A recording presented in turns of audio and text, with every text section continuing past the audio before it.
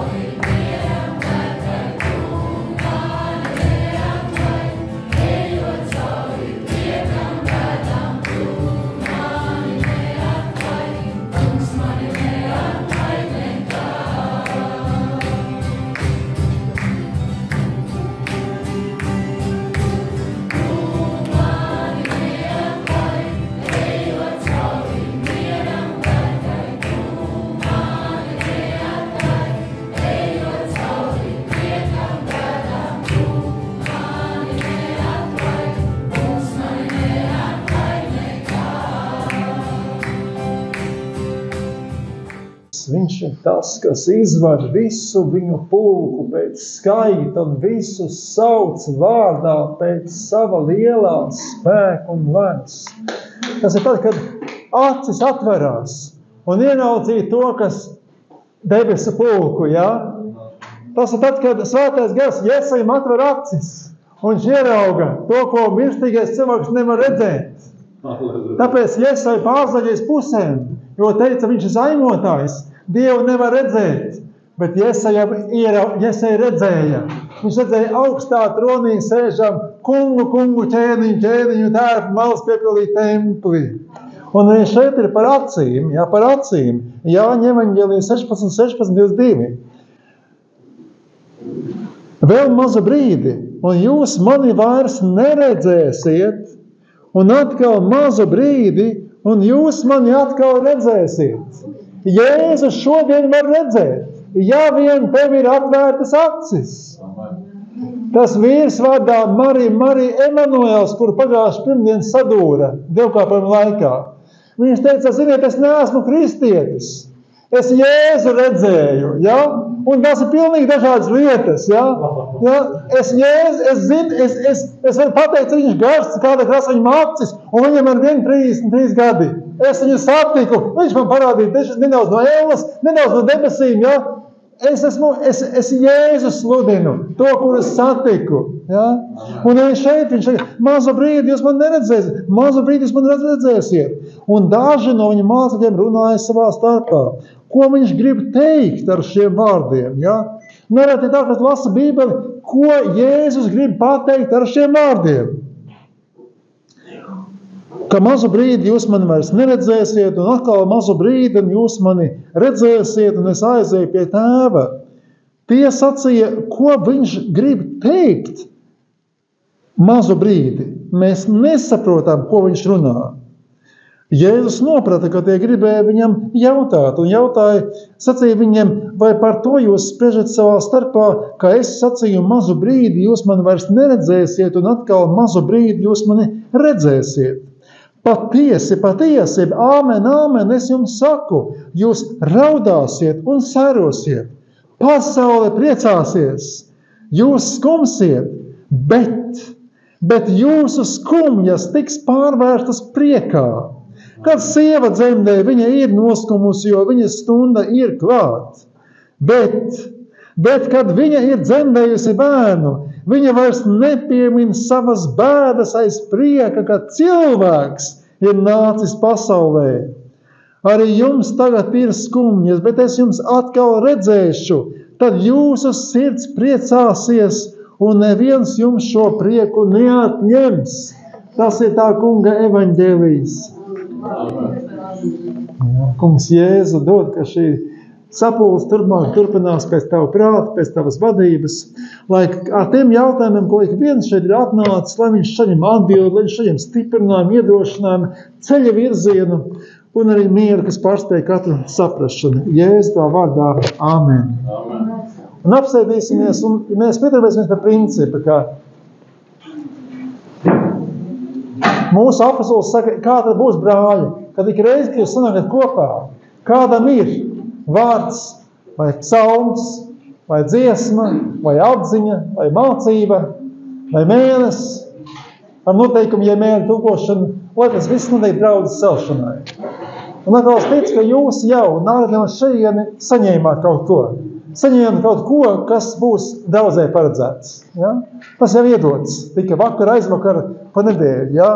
Un tā, ka mēs esam viens ķermenis, un mēs citu balstam un ceļam ar to, ko Dievs mums dod.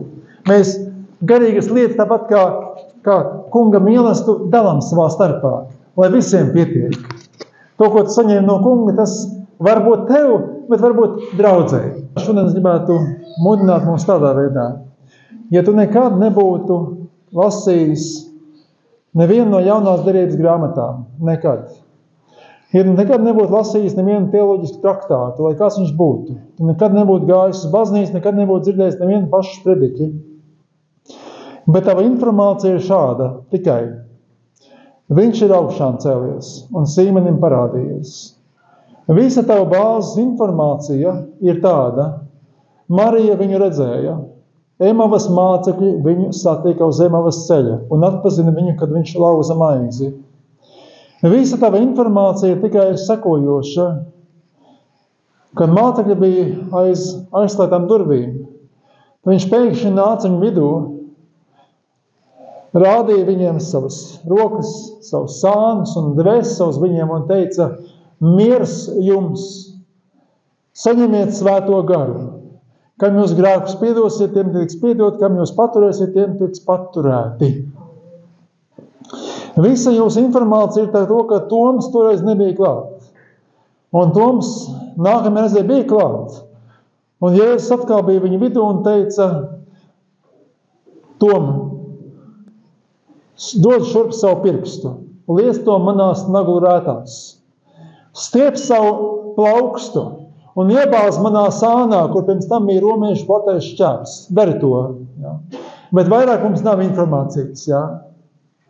Šī ir bāze. Ko mēs gaidām tālāk? Ja? Un tālāk būtu jāgaida apsolījums. Jāņa 16. nodaļa, 7. pants. Es jums saku patiesību. Tas jums par labu, ka es aizeju, jo, ja es neaizeju, aizstāvis nenāktu pie jums, bet aizgājis es to sūtīšu pie jums. Ja, ja es neaiziet uz debesīm, ja, kaut kas šajā pasaulē ļoti būtisks pietrūktu. Kaut kas pietrūktu visiem kristiešiem, ja es nebūtu aizgājis. Ja, tas jums labi, ka es aizeju, jo, ja es neaizeju, es jums viņu nedabūšu. Ja, tā varētu teikt. Ja. Un viņš nāks un liks pasaulē izprast grēku, taistību un tiesu. Viņš jums mācīs, nāks patiesības gars, viņš vadīs jūs visā patiesībā, viņš nerunās no sevis paša, bet runās to, ko dzirdēs un darīs jums zināmas nākamās lietas. Ja? To mēs zinām, tāpēc tas ir Jēzus dzīves laikā pateikts. Tas ir ārkārtīgi svarīgi. Visai nākotnē, ja, lai jūs saņemtu tēva apsolījumu, aizstāvi, ja, lai jūs viņu saņemtu. Apostoļu darbu grāmata. Šodien mēs nestīsimies šajā pašā notikumā, bet Pētera runa, kad viņš saka,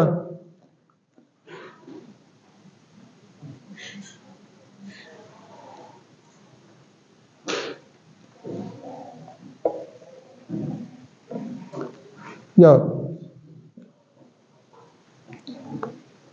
Piepildīsies pravieša Joēla vārdi. Man liekas, pēdējās dienās saka Dievs, es izliešu no sava gara pār visu miesu un jūsu dēli un jūsu meitas pravietos. Jūsu jaunekļi redzēs parādības, jūsu sirmgalvi sapņos sapņus. Un arī pār saviem kalpiem un savām kalponēm es tajās dienās izliešu no sava gara un tie pravietos.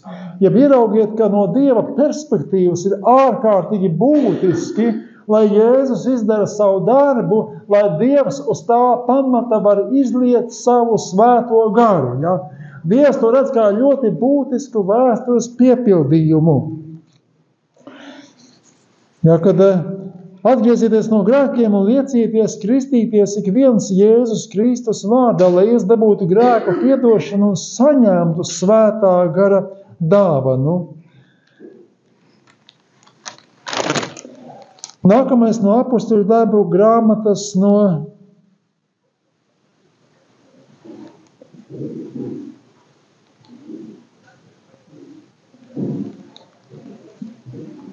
4. nodaļas. Tad Pēteris svētā gara pilns tiem sacīja, tautas vadoņu vecajie, jūs mūs šodien pratina laba darba dēļ, ar ko šis neveselais cilvēks dziedināts, lai jums un visiem un visai Izraēla tautai un arī latviešu tautai ir zināms, ka šis stāv vesels jūsu priekšā nācerieša Jēzus Kristus vārdā, ko jūs esat situši krustā, bet ko Dievs uzmodinājis no mirušajiem. Šis ir akmens, ko jūs nama cēlājs atmetuši, un tas kļuvis par stūra akmeni. Bet ievērosim, ka Pēteris pirms šos vārdus saka, ir svētā gara pilns, ja? Tie nav viņa iniciatīva, tā ir svētā gara iniciatīva, ja? Pasludināt patiesību, ja? Tā ir svētā gara darbs. Ja? Tad Dieva plāns ir būtisks, lai šodien draudze būtu pilna ar svēto garu. Un ja šodien tas tā nav, tad draudze nīkuļo, jo svētais gars ir dzīvības gars, tas ir pats Dieva gars. Ja? Vēl viena epizode no Apostoļu darbu grāmatas 8. nodaļa. Filips. Tie samarieši ticēja Filipam, kad tiem sludināja evaņģēliju par Dievu valstību un Jēzus Kristus vārdu. Un tie likās kristīties, vīri un sievas. Ja. Patiešām tas tā bija. Viņi ticēja, un viņi likās kristīties, un es ticu, ka tas saistās ar grēku nožēlas kristību. Ja. Sīmanis, burvis, arī kļuva ticīgs. Burvis un vēl ticīgs, ja? Un kristīts, un vēl burvis kristīts, ja? Un pastāvīgi turējās pie Filipa, redzēdams zīmes un lielas brīnuma lietas, viņš izbijās. Bet mācekļi Jeruzalemē dzirdējuši, ka Samarija pieņēmusi Dieva vārdu sūtīt tur Pēteru un Jāni, kas nonākuši lūdza par viņiem Dievu, lai tie saņemtu svēto garu. Jo tas vēl ne par vieniem no viņiem nebija nācis, jo tie bija tikai kristīti kunga Jēzus vārdā. Tad viņi apustuļi uzlika šiem kristītajiem un ticīgiem rokas, un tie dabūja svēto garu. Un man liekas, ka vēlams šodien ļoti gavilē par to, ka kristieši nelasa Bībeli un apstājās kaut kādā posmā. Labi, es tiek kristīts, ja? Labi, es tagad esmu draudzē, es tagad svinēju dievkalpojumu. Ja? Vai no tavas perspektīvas varbūt tas pietiek, bet vai no Dieva perspektīvas? Tad kāpēc bija jāsūta svētā gara apsolījums? Tas ir kaut kas tāds, ko Dievs redz kā absolūti vajadzīgu un ļoti vēlamu un labu esam mūsu cilvēkam. Tas ir absolūti vajadzīgs. Ja, ja tas tā nebūtu, ja, tad vai vēl viena lieta, ja, mēs parasti ņemam tā, labi, tā ir vēstule Efeziešiem, tā ir Kolosiešiem, tā ir Filipiešiem, tā ir Tesaloniešiem, tā ir Korintiešiem, un tur 13. nodaļa par svētā gara dāvanām. Bet ņemam vērā, ka šīs vēstules toreiz gāja tā tikai. Pirmais avots bija korintieši, bet viņi visi bija vienas un tās pašas lietas zināja. Arī par svētā gara dāvanām viņi zināja visi. Tikai izņēmums bija tas, ka Korintas draudze sāka mazliet pārprast. Viņi sāka paaugstināties. Re, kas man ir, ja? Un tad viņam teica Pāvils, nē, stop, ko tu dari, ja? Tā ir dāvana no Dieva, lai tu kalpotu, nevis lai lielītos, ka tev kaut kas ir, ja? Tas, lai tu kalpotu. Un atkal par to, ka svētais gars ir absolūti vajadzīgs. Un atklāsmes grāmata, ja? 7 brīdinājumi draudzēm. Un pēc katra no šiem brīdinājumiem ir konkrēta pavēle, ja? Kam ir ausis, tas, lai dzird, ko gars saka draudzēm. Ja? Tas nav par mācītāju vai par bīskapu, tas ir par draudzi. Par konkrētu draudzi, kas sastāv no konkrētiem cilvēkiem. Jums, draudze, ir ausis, un jums ir jādzird, ko gars saka jūsu draudzei. Ja jūs to nedzirdat, tad jūs piemeklēs tas, kas tur ir paredzēts. Ja? Jums ir jādzird, ko svētais gars saka jūsu draudzei. Tas ir absolūti. Ja? Atkal veids, kādā veidā Dievs ar mani runā, ir caur acīm. Ja? Kad es redzu pa dienu visus ārēji. Bet pa nakti, kad es guļu, man ir sapņi. Ir sapņi, kas ir personiski, ir sapņi, kas ir pārsniedz personisko. Piemēram, viens no sapņiem bija tāds. Man ir jākalpo kādā draudzē. Un man nav līdzi amata tērpa. Un parasti mēs būtu tā, ka draudzēs, kad ir lielāks, teiksim, cilvēks skaits stāv skapī kaut kādi rezerves tērpi. Tu ieeji, uzvelc un velc, jā? Tagad man jāsteidzās, dievkalpojums tur sāksies, man nav tērpa. Es pieeju pie skapja, atēju skapi vaļā, stāv tērps. Perfekti skaisti izšūts ar IHS jezuītu zīmēm. Perfekti, tik skaists, ka vēl tiekas, jā. Karājās tāds ar tādām mentītēm, tāds, kur palikt pāri, jā. Paldies, man to nevajag, jā. Bet tā doma, jā, kāpēc šajā vietā, kāpēc man to parādīja tik precīzi, un esmu pārliecināts, ka tajā vietā šis te jezuītu olas tiek parādīts, ja tādā izteikt, jā. Un man vēl es šodien to neminētu, ja 2 naktas apkārt nebūtu sapnis, ka es kāpu pa torni augšā. Tornis tāds koka uzbūvēts apkārt ar dēļiem, un man patīk kāpt augšā. Ja man pasaka, vai tu baznīcas tornis, ja man ir iespēja uzkāpt baznīcas tornis, uzkāpšu. Es te kāpu torni augšā, viens otrais, un jau tā kāp, jo vairāk šūpojās, tā, jo ārā baigais vējš ir. Un vienbrīd tas tornis pavisam nav drošs, jo tā kā viņš ļogās, tas nav normāli. Un pirms kāpšanas lejā es vēl pastos uz augšu, un vēl tas pats, tas aplis ar tiem IHS burtiem. Un es saprotu tā, šodien šis jezuīta tornis šūpojās, un viņš drīz sabruks, jā. Dievs zina, kā šīs lietas darīt. Viņš sabrucinās pilnīgi visu, kas neatbilst Jēzus Kristus mīlestības mācībai. Viss sabruks, jā. Un atkal, ja gadījumā kāds ir kaut kur iekšā, tādā telpā, kura draudz sabrukt, tāpēc, ej ārā no turienes, ej ārā, glāb sevi, jā. Neesi tur tajā vietā, kur Dievs spridīs savu tiesu. Neesi tur, ej ārā, jā.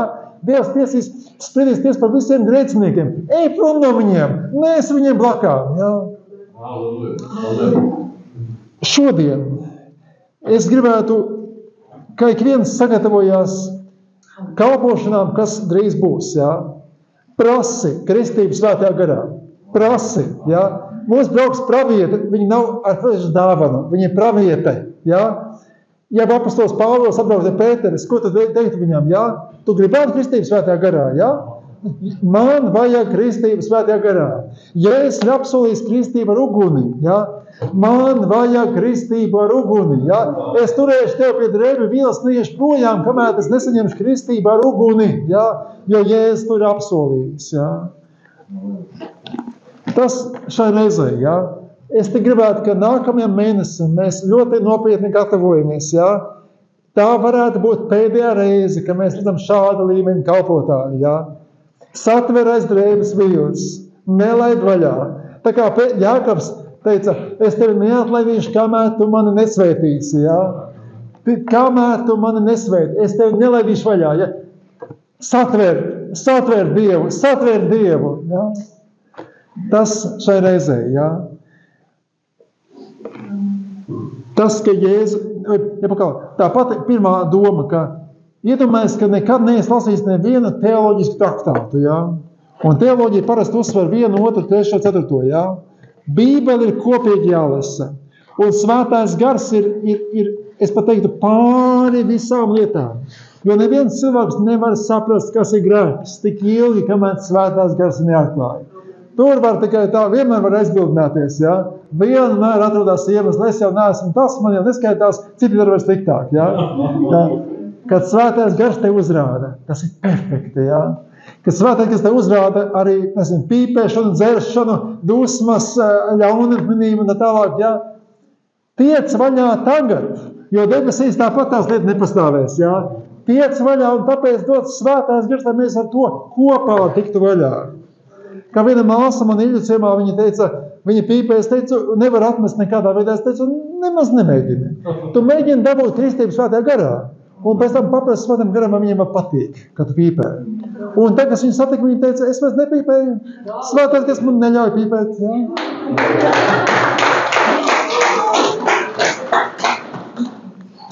Esiet svētīti.